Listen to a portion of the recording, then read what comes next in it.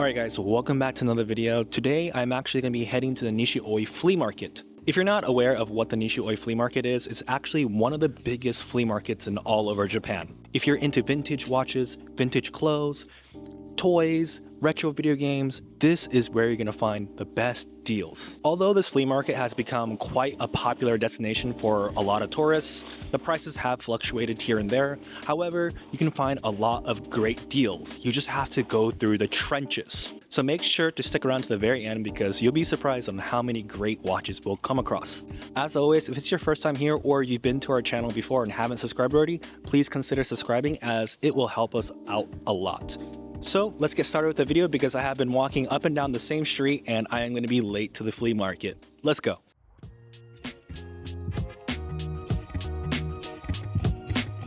To spice things up on this video, me and my friend Kuri are going to be doing a challenge on who can find the best deal under 10,000 yen. So let us know who won the challenge.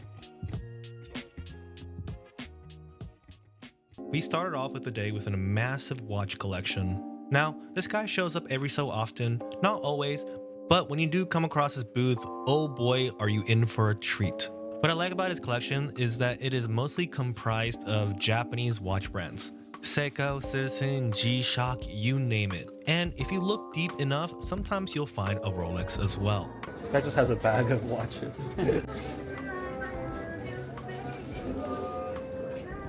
Guy's collection's insane. Look at all these watches.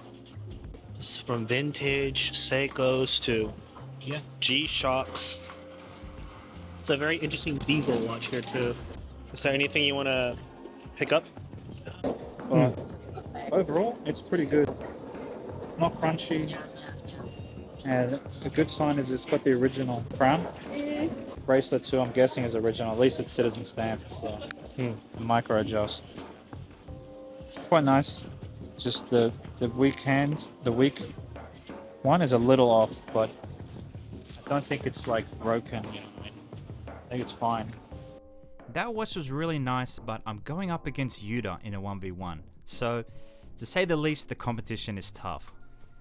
Looking through the box here, there's too many nice watches to list, but I ended up spotting this really nice vintage Credor. For those who don't know, Credor is a sub-brand of the Seiko Epson group, and they focus more on more traditional Japanese watchmaking, and it had a really nice black dial with a gold case, and it looked really nice. But anyway, there's many more other watches to see during the day, but we may as well ask him how much he wants for this watch. 7,000? Okay. Yeah, I mean the hands are moving pretty well. Yeah, it's pretty smooth on the day change.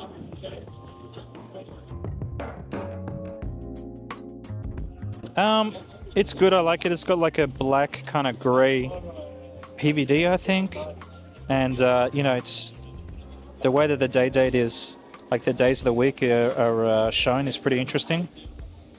And so it's got the day as well. You don't really see that kind of day window like that. Yeah, Orient don't really make these anymore, but they're quite nice. Ask how much it is. 14,000. ですね。なかなか見ないですね、このタイプ。Holy crap, you found a Rolex. This has to be real, right? Yeah, with that day window, 100%. I think we found a real Rolex in here, which is Another one, Daytona. Daytona. Today was tough because I saw a lot of really nice stuff, but it's difficult to know where to spend my money, and I wanted to take a look at everything before I made a choice. We saw a lot of stuff that wasn't just watch related, so it was really cool overall. Upcoming is one of my favorite sellers in the whole venue. He tends to come around every single time these flea markets are happening over the weekend, and let me tell you, you'll be sitting here marveling at his collection. Yeah, this is. This one's quite nice. Yeah, I was looking at that one too. Unfortunately, most of these watches pass the 10,000 yen mark, which is the goal for today's video. But with this being said, this Citizen Bullhead caught my eye. And guess what? It's only 4,000 yen. So let's keep that in mind when it comes to make the final purchase. Because this one, it's quite tempting. What is it called? Brokiana? Find a Yachtmaster. Rolex.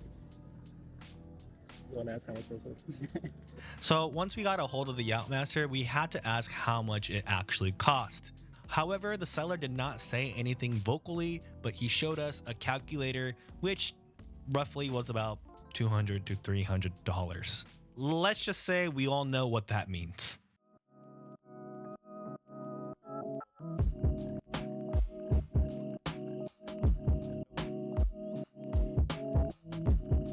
No time, date, nothing.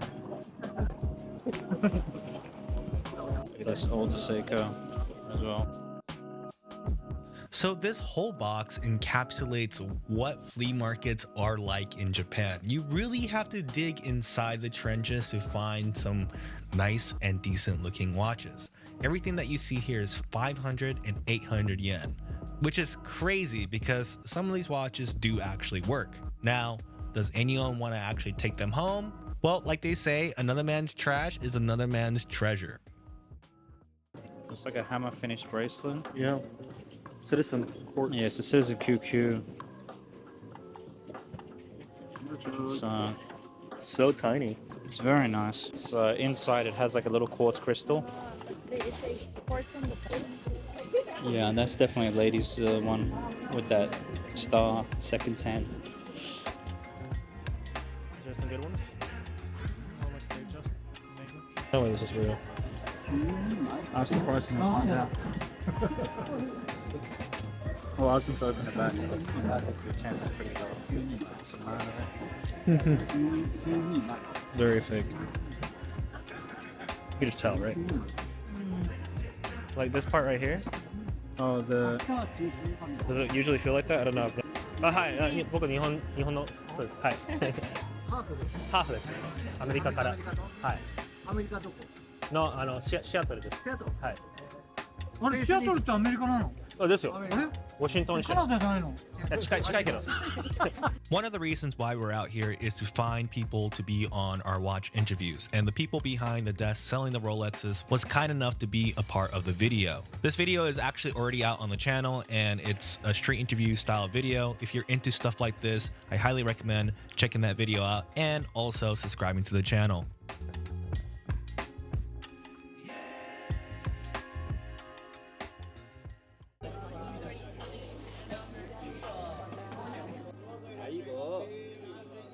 seems to be a quartz though. This is Damn. really cool. It's like very vintage. This one is 3,000. Oh yeah. World quartz, world time alarm. I have to think about it. Okay. This in gel, but I have no idea what it is. Interesting. Yeah, do out, it come out. And after it can place. Okay. Awesome. 80s, 90s maybe? Oh, it's a swatch.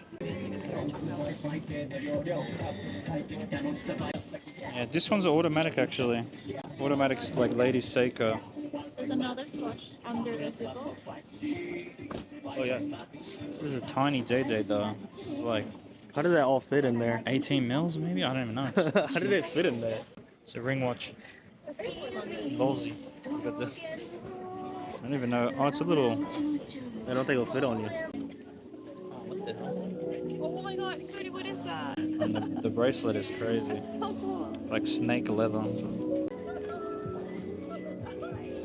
Another vintage Nixon. Like blue hands. You want to get that? A lot of Nixon. It's interesting enough.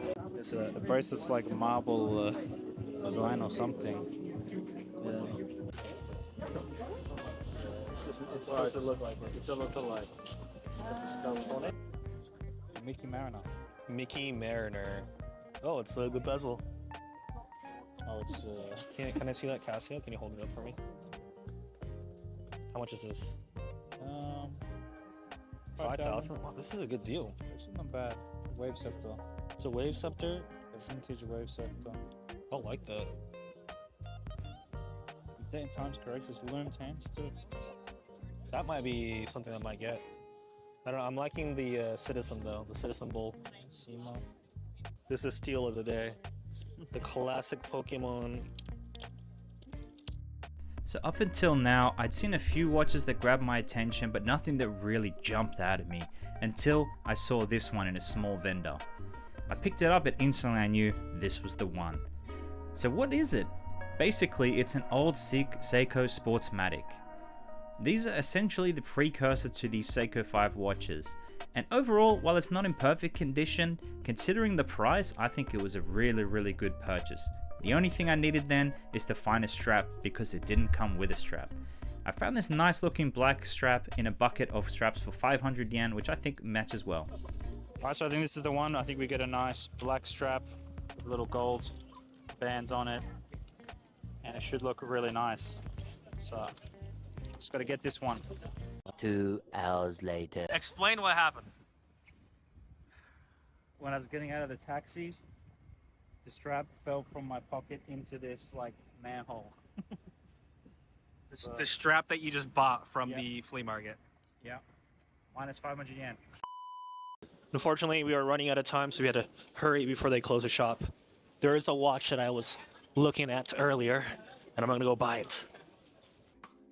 Okay, so kind of a stressful moment there at the end, but thankfully the guy that was selling the watch was still there.